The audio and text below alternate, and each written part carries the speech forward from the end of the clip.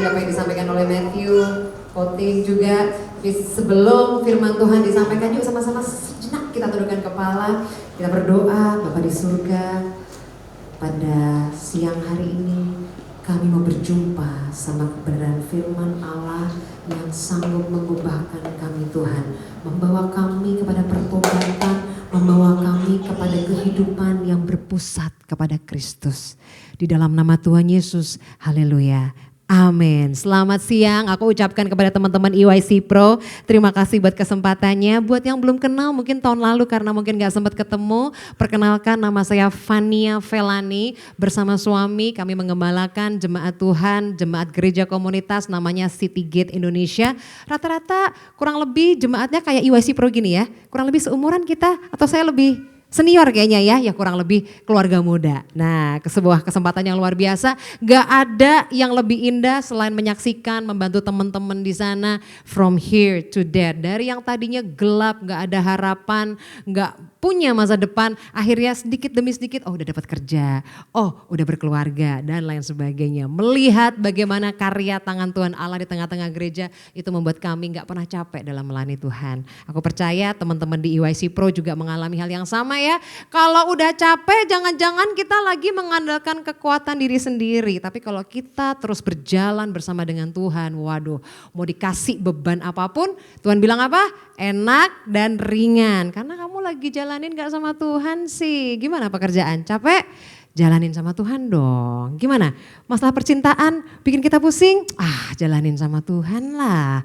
Apalagi parenting, keluarga, pusing bagaimana membatasi hubungan mertua ke istri kita atau sebaliknya pusing banget ya. Kita kayak berada di tengah-tengah, come on, andalin Tuhan lah. Bukan kehendak saya atau kehendak orang tua saya yang menang, tapi bagaimana kehendak Allah terjadi dalam hubungan keluarga ini. Asik banget. Oke, kalau tadi Matthew bilang pakai ayat yang agak-agak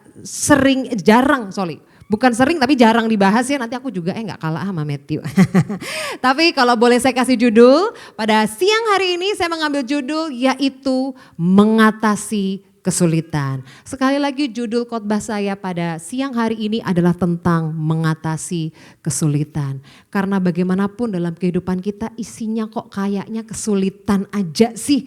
Udah ikut Tuhan, makin rajin ke gereja, makin pelayanan kok makin kesulitan ya rasanya.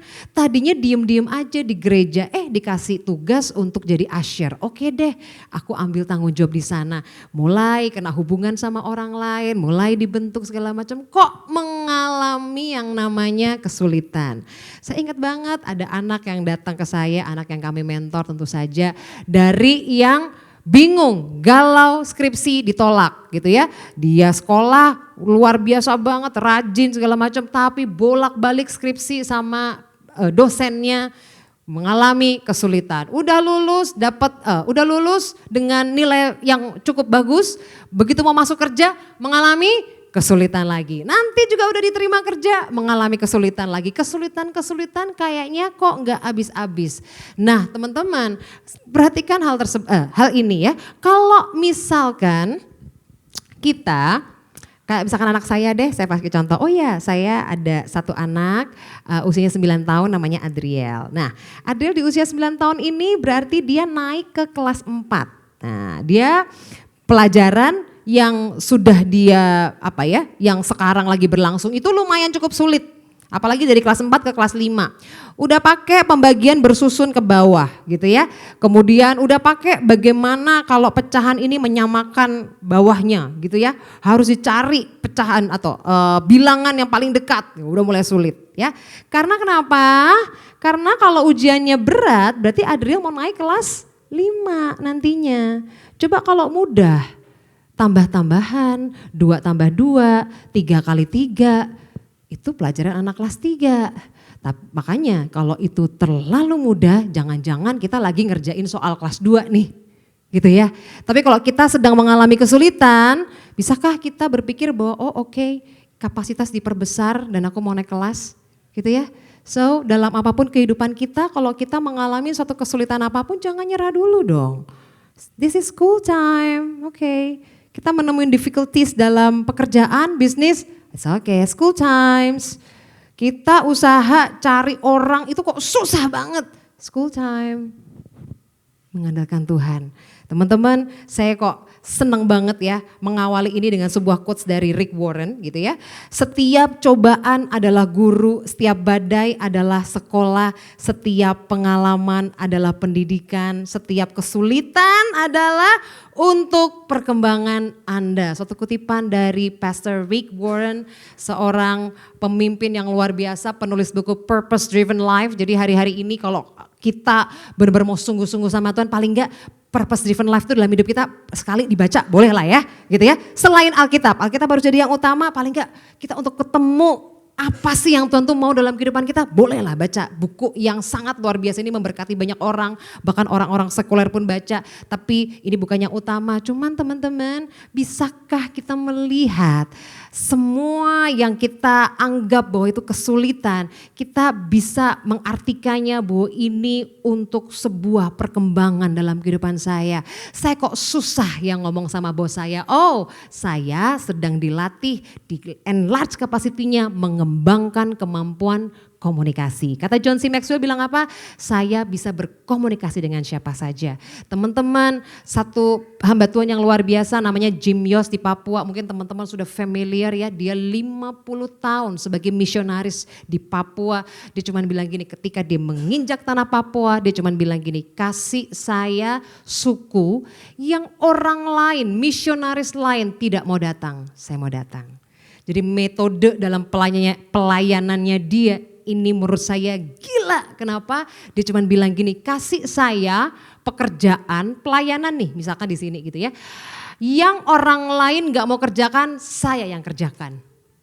Wow, dia temukan kesulitan-kesulitan itu dalam hidupnya. Dan kita saya atau semua dunia, bahkan Indonesia itu tidak menyangkal kontribusinya seorang Jim Yos di Indonesia. Bagaimana Papua bikin sekolah, bikin rumah sakit segala macam. Dia anaknya bersekolah secara homeschool gitu ya, dengan tujuan tertentu Bapak Ibu, karena di sana nggak ada sekolah yang proper buat anaknya gitu ya.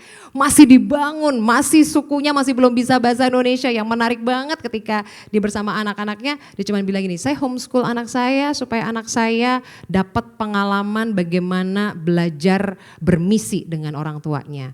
Diajak anaknya, jadi nggak kaget ya, 12 tahun usia anaknya dia udah bisa jahit luka yang terbuka gitu ya, dijahit, bisa jahit gitu ya secara kedokteran gitu ya. Kemudian ketika ada tulang yang bergeser, dia bisa betulin, nggak tahu deh bone setting atau apa gitu istilahnya ya. Kemudian umur 12 tahun dia udah bisa assist untuk ada wanita yang melahirkan gitu. Jadi kayak wow, luar biasa banget ya, di sana nggak ada rumah sakit, akses terhadap kedokteran tuh minim banget. Dia lakukan ini hanya karena dia mau berhadapan dengan kesulitan yang ada di depan. Kalau kita kan udah mikir ya, anakku mau sekolah apa di daerah begitu? Anakku mau kerja apa nanti? Mau jadi apa dia nanti? Dia hadapi kesulitannya, dia taklukkan, makanya dia berbeda. Kita maunya sama yang lain ya. Kita akan belajar kebenaran firman Tuhan sekali lagi yang jarang katanya ya. Oke, kita buka di Kisah Para Rasul 27 ayat 1 sampai dengan 13. Tentunya ini perikop cukup panjang ya. Ada 13 ayat di sana, tapi nanti saya akan breakdown, baca sedikit aja untuk nanti kita bisa dielaborasi lebih lagi. Nanti teman-teman bisa lanjutkan baca di rumah ya. Kalau pendeta ngomong gini atau pembicara ngomong kayak gini, teman-teman sampai rumah dibaca lagi nggak ya? Kita suka gitu ya, pembicara suka gitu, nanti baca aja di rumah gitu ya. Padahal kenapa nggak dibacain aja ya? Baiklah, ini Kisah Para Rasul 27, singkatnya adalah tentang Paulus bersama tahanan lain tuh mau berlayar. Teman-teman ya, belum kandas, nanti di ayat 14 tuh kapalnya kandas gitu ya, mengerikan sekali kalau kandas kapal ini ya. Belum mengalami kesulitan ceritanya ya, jadi dia lagi mau berlayar tapi Paulus tuh kasih saran gitu, tapi orang-orang di sana tuh kayak gak mau denger. Nah kita akan baca ayat gitu ya, dari ayat 10 sampai dengan 13. Izinkan saya ajak kita semua untuk baca ayatnya sama-sama ya, boleh ya. Di Kisah Para Rasul 27 ayat yang ke-10 sampai dengan 13. Aduh, tim kakak-kakak mulmetnya gercep nih, set, mantap. Oke ya, kita akan baca ya ayat yang ke-10 ya, sama-sama. Saudara-saudara, aku lihat bahwa pelayaran kita akan mendatangkan kesukaran-kesukaran dan kerugian besar. Bukan saja bagi muatan dan kapal, tetapi juga bagi nyawa kita. Ayat 11, tetapi perwira itu lebih percaya kepada jurumudi dan nahkoda daripada kepada perkataan Paulus.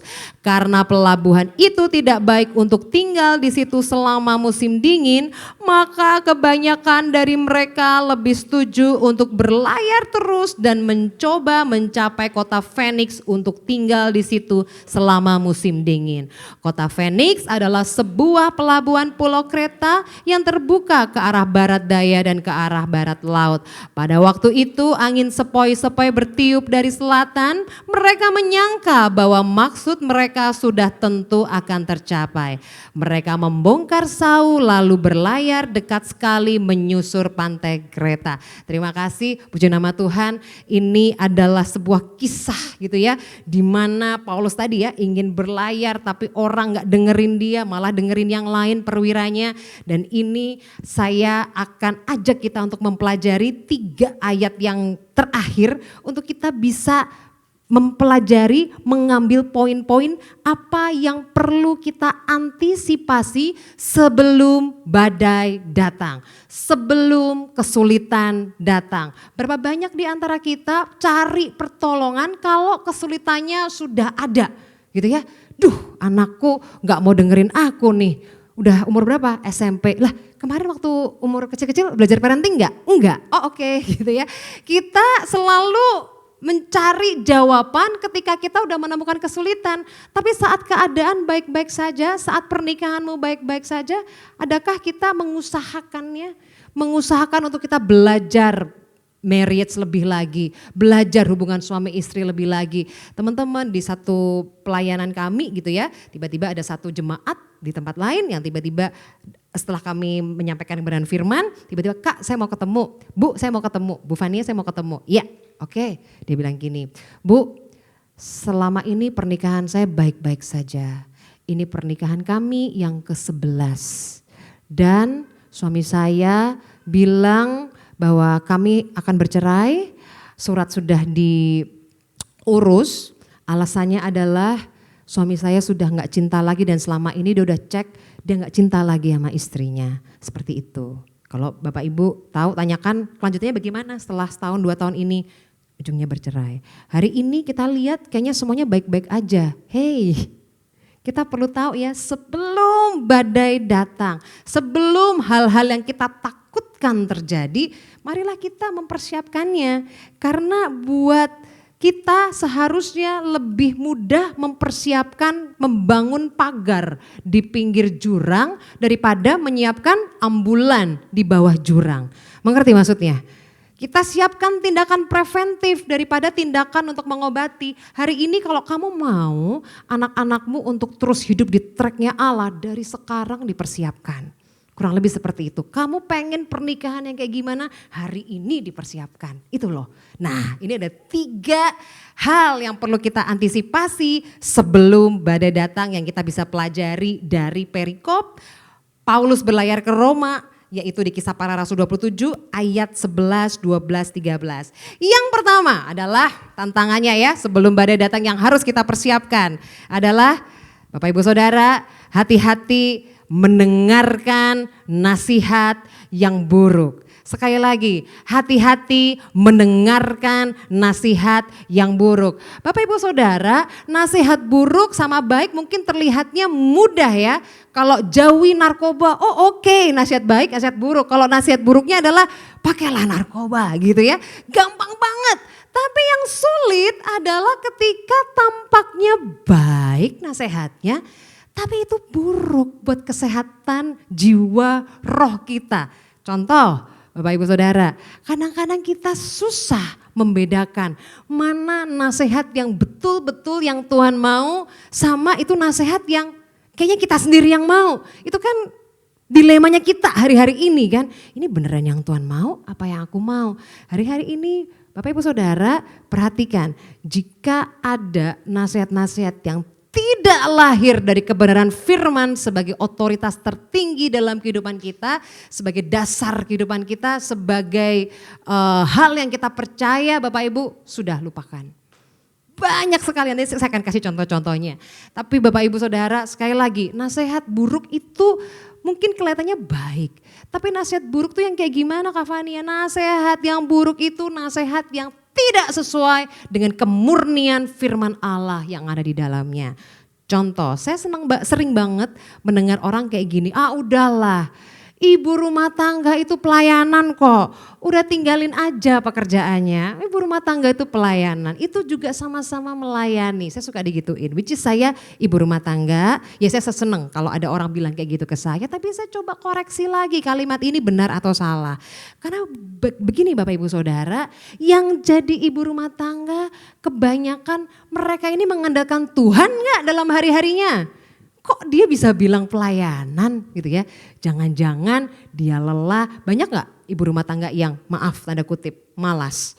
Oh banyak banget Bapak Ibu yang capek sembarangan mendidik anak. Pokoknya di rumah apa segala macam, menghakimi mereka yang bekerja dan segala macam. Terus kita bilang bahwa kita melayani Tuhan dalam rumah tangga kita. Come on. Lihat deh ibu rumah tangga, kamu masak terus suami kamu pergi jajan makan rawon Majapahit, kamu marah. Lah katanya melayani. Lah aku gak dihargai. Itu aku sering bilang gitu, tapi aku udah bertobat. Maaf ya. Melayani enggak? Mami udah begini, begitu apa segala macam. Loh kan melayani, kok minta upah? Kita suka bersembunyi di situ ya, ibu rumah tangga artinya melayani keluarga. Yes, tapi kita perlu koreksi lagi ya. Kalimat itu tepat, nasihat itu tepat, tapi kita coba koreksi lagi ya. Banyak loh ibu yang bekerja, dia sungguh-sungguh, dia bekerja, dia melayani, dia maksimal, dia tolong banyak orang di sana. Dia gak cuman rekrut karyawan, tapi dia bantu karyawannya. Kamu pengen punya motor gak? Yuk kerja yang bener ya, kerja yang bener. Nanti kamu begini, kesini. Yuk gitu ya, yuk. Tuh aku doain kamu, rumah tangga kamu bermasalah aku doain. Ya yang gak boleh bermasalah rumah tangga harus lu main cuti. Enggak, aku doain kerja yang benar, profesional. Nanti kalau kamu ikut aku udah selesai, kamu mau pindah kemanapun, kamu udah jadi nih loh. Gitu, maksimal. Di rumah juga kayak gitu Bapak Ibu. Ibu-ibu yang ada di sini jadi berumah tangga maksimal. Kasih masakan terbaik, doakan anak-anakmu, doakan suamimu, support dia. Dan wow. Ketika kerukunan terjadi itu berkat turun, itu baru namanya melayani. Habis kamu, semakin keakuan kita makin digerus gitu ya. Tapi keserupaan dengan Allah terus makin bertambah, itu baru melayani. Makanya cek lagi, kadang-kadang ada nasihat-nasihat yang kamu berhak bahagia. Boleh, setuju. Di ilmu psikologi dibilang kamu berhak bahagia, oh ya nasihat yang baik kamu berhak bahagia. Tapi apakah bahagia jadi tujuan kita? Apa itu bahagia? Bapak Ibu Saudara, bahagia itu hanya efek samping ketika kita bertindak dengan benar. Healing bikin aku bahagia Kak, sementara. Apalagi? Jalan-jalan bikin aku bahagia Kak, sementara. Beli gadget baru aku bahagia Kak. Kalau aku naik sepeda nih sama teman-teman geng nih, bapak-bapak gitu ya, aku bahagia, sementara kok. Kalau akarnya bukan firman Tuhan, jangan coba-coba. Karena di mana ada pemerintahan Allah, ada kebenaran, di situ ada damai sejahtera, sukacita. Di luar itu sementara kok. Sementara lagi happening apa, ikut apa, bahagia. Aku tuh bahagia bahkan Bapak Ibu ya, saya udah di level yang kayak me time gitu ya. Sama teman-teman, bukan level yang maksudnya gimana ya, maksudnya ketika kita berpikir bahwa me time itu sesuatu yang tidak perlu yang diharuskan gitu ya, tidak menjadi sesuatu yang didewakan gitu ya, harus ada, kalau enggak ada. Me time itu kan sebenarnya waktu untuk kita beristirahat, mericas semua yang ada gitu ya, waktu untuk sendiri, untuk berpikir, untuk merenung atau apa segala macam. Kalau kita bisa siasati itu di rumah, fine kan, selesai kan. Kenapa kita harus pergi ke salon yang mahal dulu baru kita sebut me time. Maksudnya di situ Bapak Ibu ya. Jadi kita perlu meredefinisi banyak hal gitu ya. Akan nasihat-nasihat yang buruk. Nah ini di ayat 11 kan dibilang gini kan, mereka tuh lebih percaya kepada jurumudi dan nakoda, apalagi yang ngomong ahli. Kalau Paulus ya nggak tahu toh gitu ya. Ini yang ngomong ahli, jurumudi dan nakoda. Ini yang ngomong psikolog loh Kak Fania. Ini yang ngomong nih jago banget nih psikiatris loh. Cinta Tuhan loh yang ngomong gitu ya. Bapak Ibu pernah satu kali saya juga mempelajari kesehatan mental karena ini kok dari yang pertama ih apaan sih gitu ya. Sampai kok happen ke banyak orang. Coba mempelajarinya gitu ya, sampai akhirnya saya berada di tengah kebingungan. Ini gimana ya, bahkan teman-teman untuk yang bekerja di luar negeri, begitu mereka sebut kesehatan mental, keganggu gitu ya. Bos-bos segala macam ya udah lepas tangan, udah cuti gitu. Yaudah kemana-kemana healing. Yaudah nggak usah dikerjain, nggak usah dikasih kerjaan yang banyak-banyak. Udah kayak gitu jadi senjata. Nah saya ada di posisi di mana saya tahu gitu ya, kesehatan mental itu real, tapi saya percaya bahwa firman Allah, bahwa Yesus yang hidup bertanya, maukah engkau sembuh? Itu happen sampai dengan zaman ini, hari-hari ini. Terapi segala macam ada, seperti kayak orang sakit. Mungkin ada yang minum Panadol sembuh gitu ya, ketakutan, berdoa sembuh ada. Tapi mungkin ada yang harus sampai dioperasi, sakit kepala gitu ya, dioperasi, dibedah dulu, di CT scan dulu dan lain sebagainya, mungkin terjadi seperti itu. Ada juga mungkin yang karena ketakutannya, ternyata harus dibedah dulu, ada trauma bonding di masa lalu yang waduh lekat lagi, lapisan-lapisannya harus diiris lagi. Ada yang prosesnya berbeda, kurang lebih kayak gitu. Jadi ini adalah hal yang sangat membingungkan waktu itu buat saya. Waktu itu saya coba belajar dan ketika saya berkonsultasi kepada salah seorang psikologis di LA, kebetulan tinggalnya di LA gitu, dia menangani banyak kasus-kasus dan kemudian dia juga seorang pastor. Jadi saya tanya, dia bilang gini, Van, pemimpin kamu yang ini ada narcissistic ini nih NPD gitu, personality disorder gitu ya.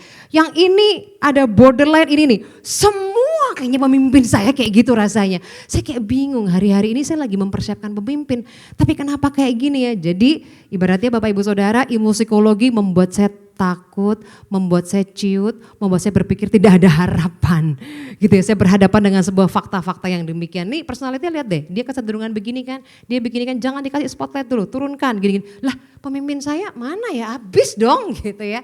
Tapi saya sampai di satu titik saya mulai gini, kalau ilmu psikologi membuat saya takut, tidak percaya, tidak ada kasih, saya stop. Saya mau melihat kacamata psikologi dari kebenaran firman Allah. Saya meneropongnya dengan kasih karunia, saya meneropongnya dengan harapan Yesus yang mati di kayu salib. Itu cukup dan itu sanggup gitu ya. Untuk untuk menyembuhkan kita semua. Banyak yang bilang bahwa kalau penyakit yang jenis ini no cure, Van. Gak bisa sembuh. Tapi hari ini aku bilang, Yesus sudah mati, darahnya tercurah. Gak ada yang gak mungkin. It is done, selesai. Saya mau kembali ke sana untuk saya mendengarkan nasihat yang dari Tuhan. Nah masalahnya Bapak Ibu Saudara, mendengarkan nasihat yang baik ini atau mendengarkan nasihat yang sesuai dengan kebenaran firman Tuhan ini harus dilatih. Gak bisa, kita dikit-dikit bingung gitu ya. Dikit-dikit kayak anak sekarang, mungkin Instagram suami saya lebih banyak trafficnya, suka gitu. Ada anak muda ngomong apa, tiba-tiba di repost gitu ya. Pastor Ferry, POV-nya dong, asik gitu ya. POV-nya dong Pastor Ferry, bingung gitu ya, nasihatnya buruk nih. Nih gimana nih Kristen progresif Pastor Ferry, gimana POV-nya? Gitu-gitu segala macam. Teman-teman, Bapak Ibu Saudara, saya mau kita semua belajar untuk melatih telinga rohani kita, melatih apa yang kita masukkan. Kadang-kadang kita suka cari yang mudah, yang gampang dikunyah aja dah. Postingannya siapa, renungan yang sudah jadi segala macam. Bapak Ibu Saudara, saya mau bilang bahwa iman timbul dari pendengaran akan firman Tuhan. Kadang-kadang menurut teman-teman semua kadang-kadang, aku tuh lagi nonton podcast ini, tiba-tiba aku jadi keinget loh, tiba-tiba Tuhan kayak lagi berbicara dan imanku bangkit gitu ya. Bapak Ibu, sampai dengan hari ini mungkin podcast, artikel, postingan orang, captionnya mungkin bisa menginspirasi kita. Tapi tidak membuat iman kita Iman kita timbul gak ada cara lain selain kita merenungkan kebenaran firman Allah. Kadang-kadang singkirkan revelation mungkin dari orang lain sejago apapun. Kita sukanya second hand revelation sih. Gitu ya. Kita sukanya ayat Alkitab dibahas sama pendeta siapa, kita baca itunya. Bapak Ibu kembali lagi yuk, back to the Bible, back to the source. Firman Allah yang hidup nih, gak apa-apa, satu ayat aja, tetaplah berdoa, renungin aja, tetaplah berdoa, tetaplah berdoa. Kalau udah deh percaya sama saya, kalau itu yang kita renungkan sepanjang hari aja, ayat yang kecil kita tempel post-it deh di depan layar laptop kita supaya kita inget terus. Percaya deh, anxiety kamu akan hilang, ya kan? Lah kamu yang kamu renungkan gimana cicilan. Nah renungannya itu diganti sama tetaplah berdoa, mengucap syukur senantiasa, tetaplah berdoa. Udah deh, hidup kamu akan berubah. Ini firman Allah hidup kok. Saya sampai hari-hari ini ketika saya punya anak mentor, dulu saya suka gitu ya. Civania ini gimana nih ngadepin bos yang kayak gini, ini gimana mau pindah kerja apa segala macam. Saya selalu gini ya bos kamu tuh mungkin tipenya gini tapi bisa berkembang di perusahaan ini. Wes, ilmu profesionalisme dulu dikeluarin. Wes, aku kelihatan keren merasa begitu aku. Tapi makin kesini, makin menjijikkan ya aku ya. Karena aku harus mengembalikan semua yang menjadi keutuhan firman Allah. Jadi ada anak-anak mentor yang datang ke saya hari-hari ini, saya cuman bawa mereka kepada pengalaman bersama dengan Tuhan. Coba Cici lihat saat teduh kamu dong, hari ini dapetin apa, coba doa kamu kayak gimana sama Tuhan, jam doa kamu kayak gimana, teratur enggak? Oke, kalau jam doa kamu enggak teratur, baca Alkitab juga masih sembarangan, jangan bilang Tuhan bicara sama aku harus pindah kerjaan, jangan bilang begitu. Itu mauan kamu sendiri, tapi untuk menyelaraskan kita dengan nasihat-nasihat yang dari Alkitab, harus cinta sama Alkitab dan firman. Tugas saya sebagai mentor mendekatkan dia pada kebenaran firman, dan saya mulai melatih anak saya untuk memilih, mengambil keputusannya. Wah keren kan, jadi dia mengalami pengalaman bersama dengan Tuhan.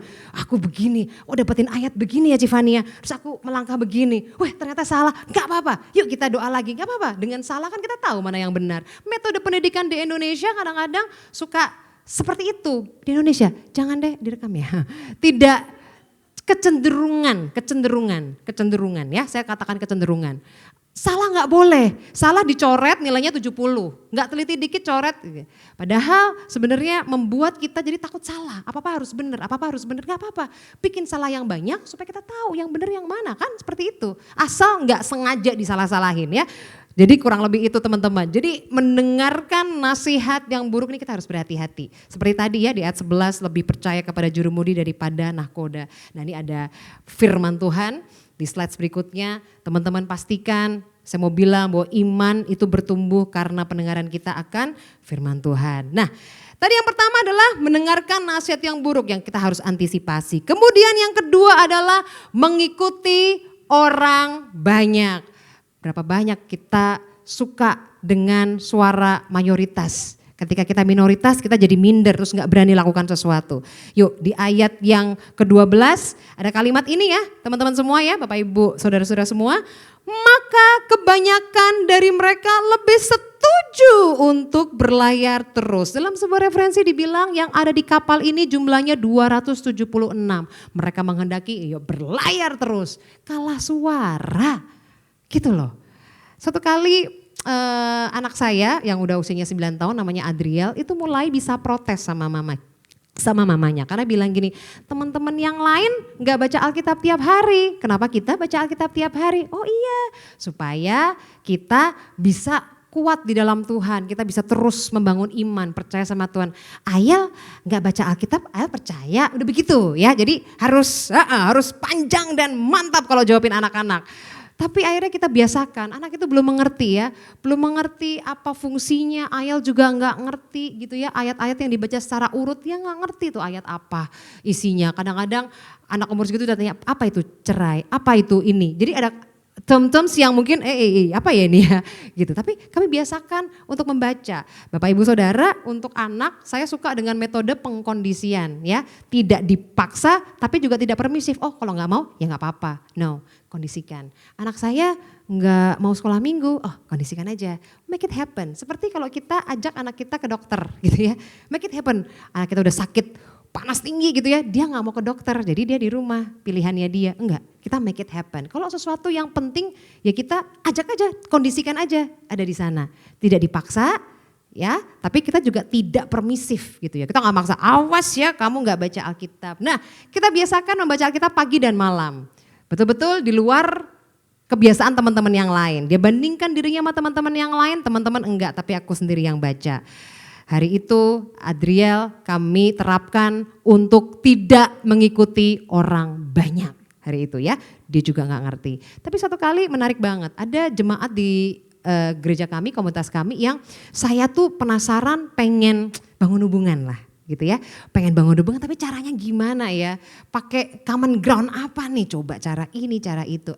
Akhirnya karena anak kita bermain waktu sekolah minggu, jadi dia bilang gini, "Auntie, can Adriel sleep over to my house?" gitu ya, boleh gak Adrielnya nginap rumahku? Of course gitu ya, boleh. Tiap minggu dia tanya lagi, aku pikir bercanda ya, minggu tanya lagi, aduh Adriel umur segini udah nginep-nginepan, kayak belum deh ya gitu ya. Tapi akhirnya karena aku mau bangun hubungan sama mama kamu, baiklah Adriel kamu saya utus ke sana gitu ya. Adriel nginep di sana segala macam. Yang menarik adalah ya udahlah anak-anak cowok-cowok nginep gitu ya, seru main apa segala macam. Nah yang menarik adalah tiba-tiba udah jam tidur, Adriel izin sama antinya, "Anti aku mau ambil sesuatu di atas." "Oh iya silakan, udah mau tidur loh Yel." "Iya." Adriel ambil, "Loh apa itu Yel?" "Alkitab." Jadi tiap malam dibiasain baca Alkitab, waktu pergi juga dia bawa Alkitab. Dia baca Alkitab, baca Alkitab. Terus antinya bingung ya, "Loh itu kamu gimana bacanya?" "Aku bacanya urut Anti." "Loh tahu dari mana?" "Aku pakai tali," dia bilang gitu, "aku pakai tali ini jadi aku inget," gitu ya. Simpel-simpel anak jawab lah ya, terus dia baca. Terus anak-anaknya dia kan ada 2 cowok-cowok. "I have one too," gitu, "aku punya juga." Dia ambil Alkitabnya. "Aku juga punya," kokonya bilang gitu, turun lagi pakai Alkitabnya. Hari itu udah terjadi komsel, anak umur 9, 10, 11 tahun. Saya nggak pernah tahu. Dan sampai dengan hari ini mereka terus baca, seminggu setelah itu jadi kebiasaan di keluarga tersebut membaca Alkitab setiap hari. Dia cuman bilang, "Anakku sekarang udah kejadian 5. Oh come on, terusin ya, terusin. Kadang-kadang kita nggak tahu kan, mengikuti orang banyak, orang lain nggak bikin kok. Kita ya jangan nggak usah terlalu fanatik lah. Come on, jangan dipaksa lah kalau anaknya nggak mau, kasihan lah capek. Saya nggak pernah tahu ketika tidak mengikuti orang banyak efeknya seperti ini. Bukan karena Adriel hebat atau orang tuanya hebat, enggak. Tapi bagaimana Allah bekerja ini loh teman-teman semua. Caranya ajaib kan, ngajakin orang membaca Alkitab, bikin family altar kan udah berapa banyak mungkin pembicara yang ngomong. Enggak dibikin-bikin, tapi ada nih si kecil ini yang nggak mau baca Alkitab tadi, yang banyak nanya, nginep rumahnya, and then wow. Banyak hal yang kita bisa kerjakan, tapi ingat ya jangan mengikuti orang banyak.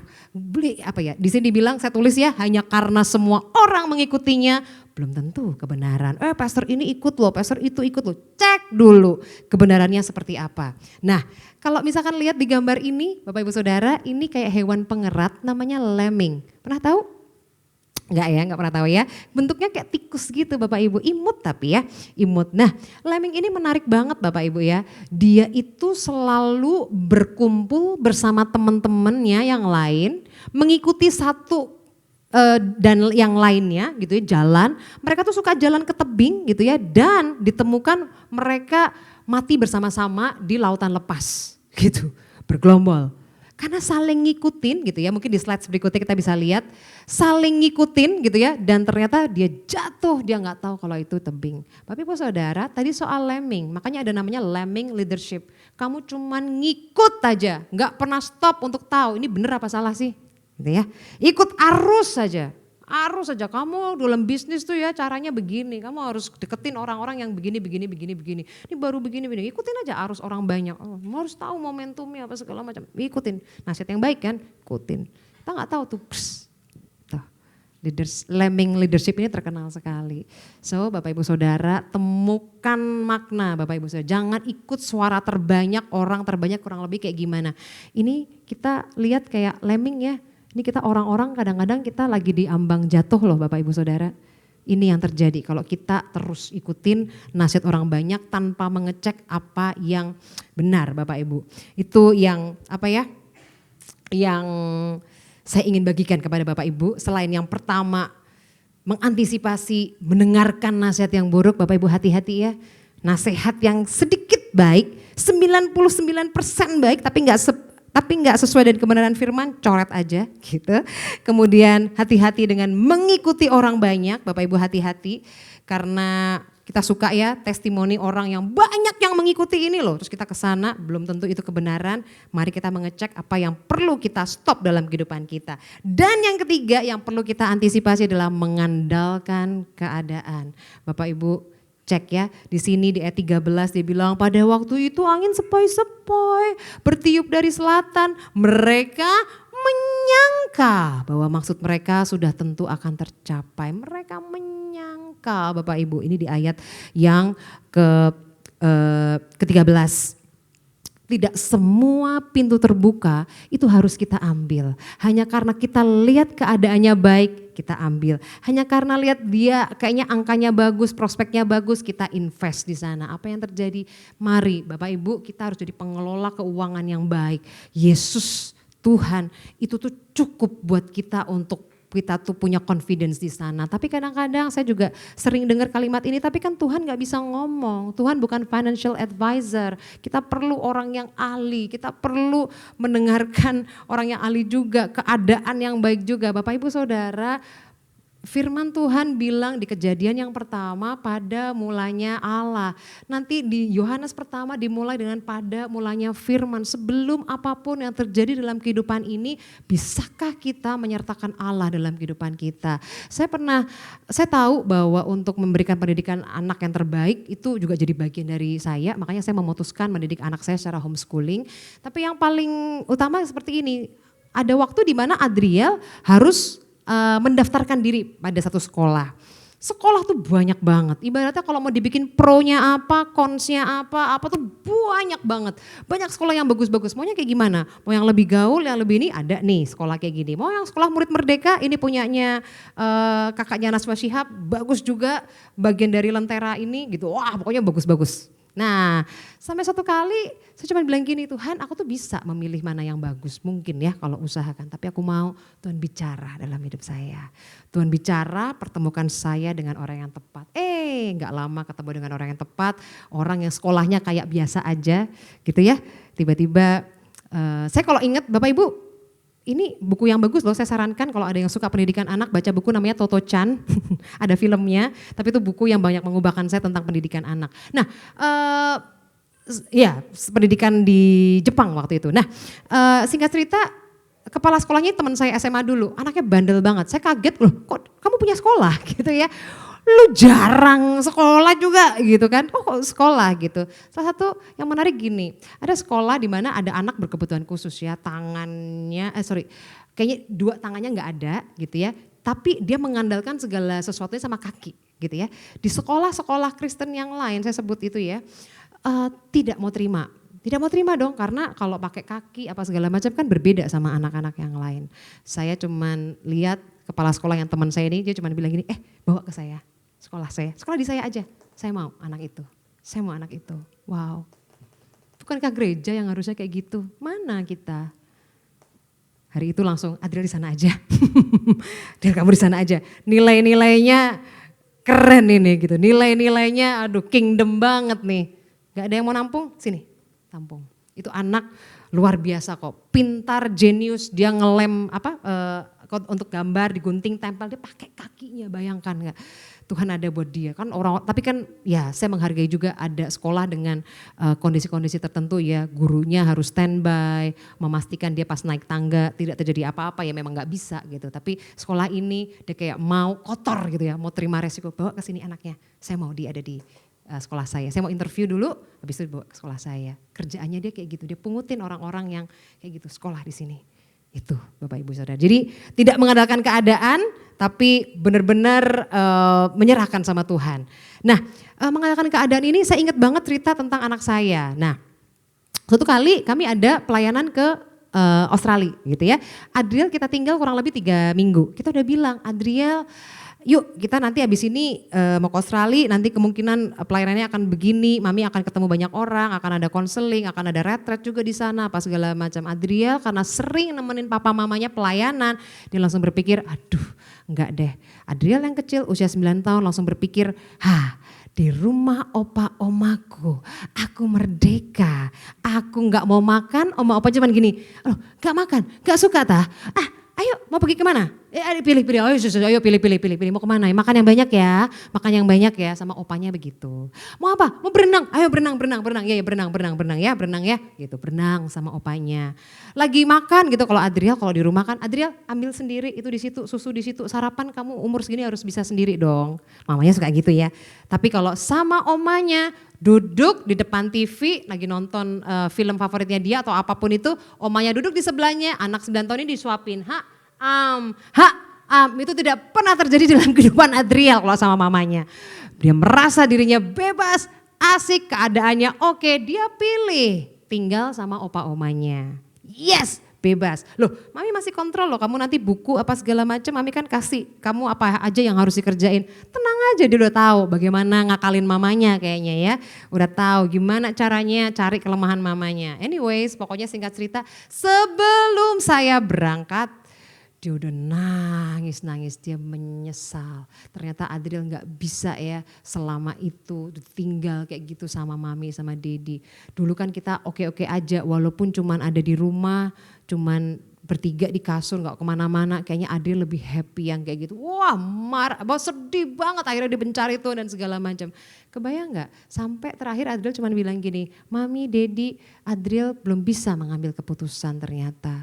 Ternyata salah, sering salah. Boleh nggak next time-nya mami, Didi yang ambil keputusan buat Adriel. Itu seperti seorang anak kayak ngomong sama Tuhan ya, Tuhan aku salah, next time boleh nggak Tuhan yang ambil keputusan. Aku cuman taunya segini doang nih, anak 9 tahun cuman taunya yang enak. Dia nggak tahu gitu ya bahwa selama itu dan ternyata kedekatan sama mama sama papanya nggak bisa digantikan oleh apapun. Rata-rata kayak gitu Bapak Ibu Saudara, jadi saya pengen ketika kita mengandalkan keadaan, Bapak Ibu tadi di JC tadi dibilang waktu pagi di Teens gitu ya, dibilang ada tentang janda Sarfat. Bapak Ibu saya jadi teringat keadaannya apa? Gak punya kan, cuma ada sedikit minyak sama tepung, itu keadaannya. Tapi apa yang terjadi? Wow, kita suka lihat keadaan sih, gak cukup. Kita suka lihat keadaan sih, pakai baju perang aja gak muat, gimana gue jadi pahlawan? Enggak muat gitu ya. Kita suka lihat keadaan sih, kita lagi ngumpet loh. Gideon lagi ngumpet loh. Tapi apa yang Tuhan lakukan? Pahlawan yang gagal. Tuhan tuh gak pernah lihat keadaan hari-hari kita. Karena itu bisakah kita untuk kita gak percaya sama keadaan kita hari-hari ini tapi mempercayai Tuhan. Kadang-kadang nasihat yang baik apa segala macam ketika kita lihat keadaan ya. Seorang temen tuh melihat bahwa seringkali kayak suami istri harus terpisah gitu ya. Kita ngeliat bahwa ada keadaan yang baik nih, kita bisa berbisnis di sana, kita bisa make money lebih lagi. Suatu kali jemaat kami melakukan hal itu. Kita udah bilang keadaannya mungkin baik. Dengan adanya pemerintahan Biden di Amerika kan jadi terbuka ya. Sama orang-orang mau masuk, mau kerja di sana terbuka banget. Tapi this is illegal. Kita nggak mungkin kasih kamu blessing lah ya gitu ya untuk sesuatu yang kayak gini. Itu udah bertentangan dengan firman Tuhan banget. Tapi keadaannya oke. Kita di sini pandemi kita udah rugi banyak soalnya. Izinkan suami saya ke sana. Sampai dengan hari ini Bapak Ibu pandemi udah selesai ya. Suaminya nggak kembali. Hanya karena keadaan baik jangan kita ambil keputusan yang akan kita sesali. Tanya Tuhan, jangan langgar prinsip-prinsip firman-Nya Tuhan. Kalau udah nanya Tuhan tapi terus kita langgar prinsipnya firman Tuhan kan jadi Tuhan kayak pelin-pelan apa gimana ya. Kalau kita dengar suara Tuhan yang kita dengar itu seharusnya tidak melanggar kebenaran firman-Nya nih loh. Tidak melanggar logos yang kita tuh baca. Gitu. Gak ada bertentangan seperti itu. Jadi itu yang kita pegang. Nah Bapak Ibu Saudara izinkan saya menyajikan ilustrasi ini ya. Nah Bapak Ibu kalau pernah dengar ada yang namanya boiling frog ya. Kalau tadi biar kita gampang ingat, kita ingat lemming, ini boiling frog. Apa yang terjadi ketika kita membuat kodok-kodok ini atau katak-katak ini mati gitu ya. Caranya adalah dengan dia biarin aja, taruh air di panci, biarin aja. Biarin dia bersenang-senang gitu ya.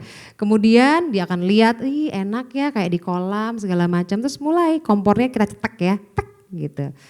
Suhunya mulai panas segala macam, kemudian si katak ini suhunya menyesuaikan dengan suhu air yang ada di sana. Alhasil makin panas, dia baru sadar ketika dia mau melompat, dia udah nggak bisa lagi karena kemampuan tubuhnya udah lumpuh sama air yang panas mendidih tadi. Bapak Ibu Saudara, berapa banyak kita mengalami kayak si Froggy ini, ya? Kita ngerasa kayak, situasinya nyaman kok, enak apa aja. Hei, kamu lagi ada di panci yang lagi dicetek loh.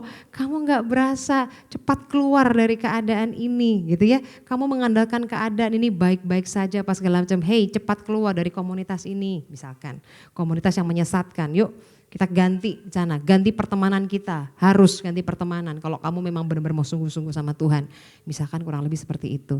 Kadang-kadang kita merasa keadaan kita aman. Anak-anak kita baik kok, pernikahan kita baik kok. Kita gak sadar bahwa kita ada di titik ini. Bapak Ibu Saudara, jangan sampai kita mati konyol kayak si kata-kata ini. Tapi kita berani ambil keputusan untuk kita tidak mengandalkan keadaan. Bapak Ibu, jadi untuk mengatasi kesulitan yang perlu kita antisipasi, saya mau ulang lagi, yang pertama adalah tidak mendengarkan nasihat yang buruk. Yang kedua, tidak mengikuti orang banyak. Belum tentu benar orang yang banyak itu ya. Kemudian yang ketiga adalah tidak mengandalkan keadaan. Dan Bapak Ibu Saudara, jangan pernah takut sama kesulitan ya, karena di dalam kesulitan kita tuh mencari Tuhan. Jangan takut berkonflik Bapak Ibu di sini, para pria apa segala macam. Saya kalau melihat ketika saya sama suami mengadakan profiling gitu ya, banyak-banyak pria yang demi istrinya biar enggak marah, biar happy, dia diam aja. Dia berkonflik, dia gak berani tegur, dia gak berani didik istrinya, dia tidak memuridkan istrinya. Hey come on para pria, let's go, mari kita bangkit,